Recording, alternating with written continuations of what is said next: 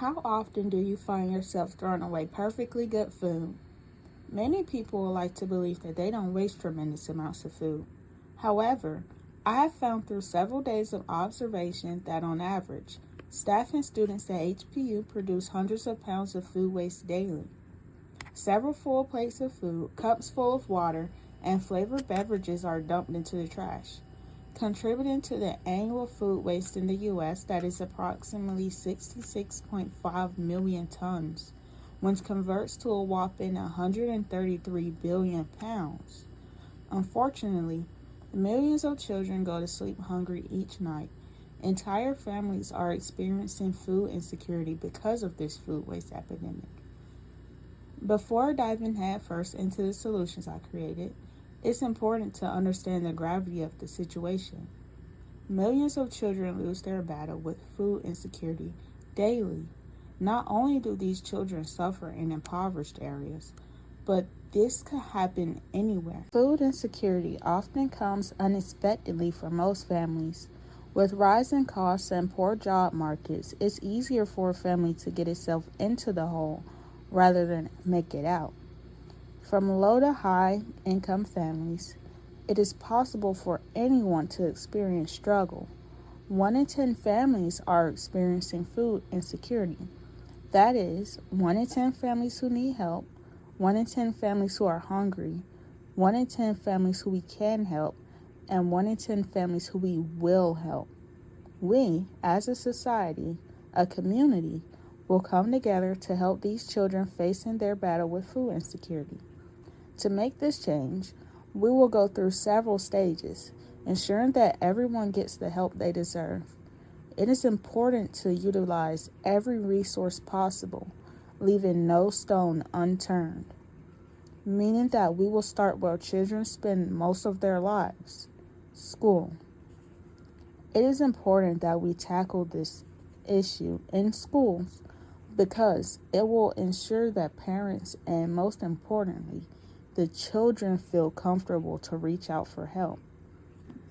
To implement phase 1 of this solution, the school district will send their nutritionist to each school at least once a year to attend the school's quarterly pep rallies. The district's nutritionist will talk to students about what food security is, why is it important to them, ways they can reach out to staff when they have questions, and who they can go to when questioning their food security status. The nutritionist will evaluate the school-provided breakfast and lunch. Each meal needs to be balanced to allow each student the proper nutrition. Once phase 1 is completed, we move on to phase 2 of the plan, cold food vending machines. Every student will have access to this vending machine. Each day it will be stocked with snack packs containing a sandwich, fruit, juice, water, and a snack. Each morning, coins will be allocated throughout the school. Teachers will hand out coins to each student as they head to lunchtime, ensuring that they do not lose the coin before they are able to spend it at the vending machine. On Fridays, students will receive 2 additional coins to satiate their nutritional needs over the weekend. Phase 3 of the plan occurs beyond the school walls.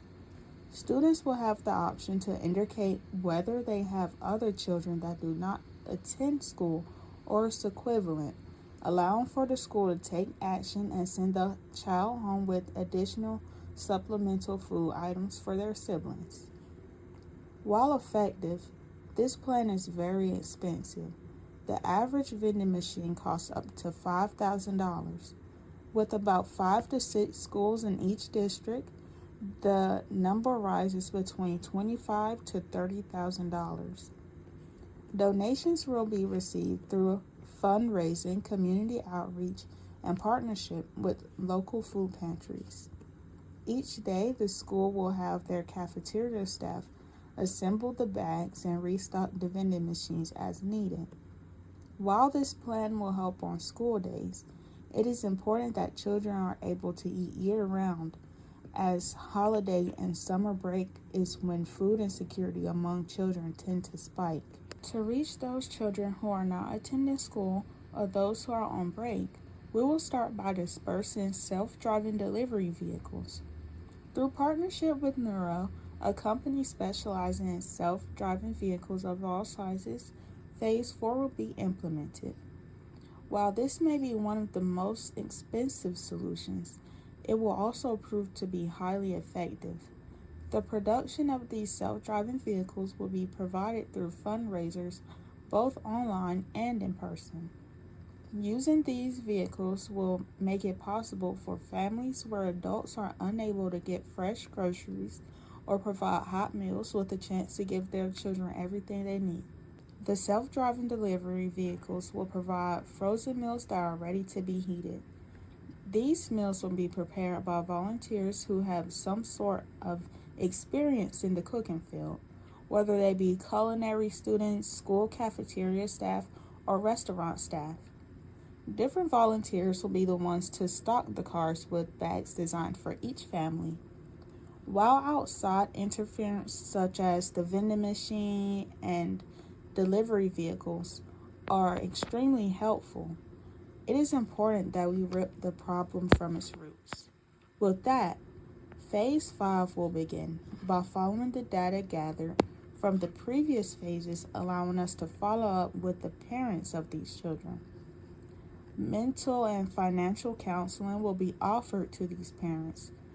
These counseling sessions will be held in a group setting unless the parents wishes to speak with the counselor personally, which they will receive a voucher for.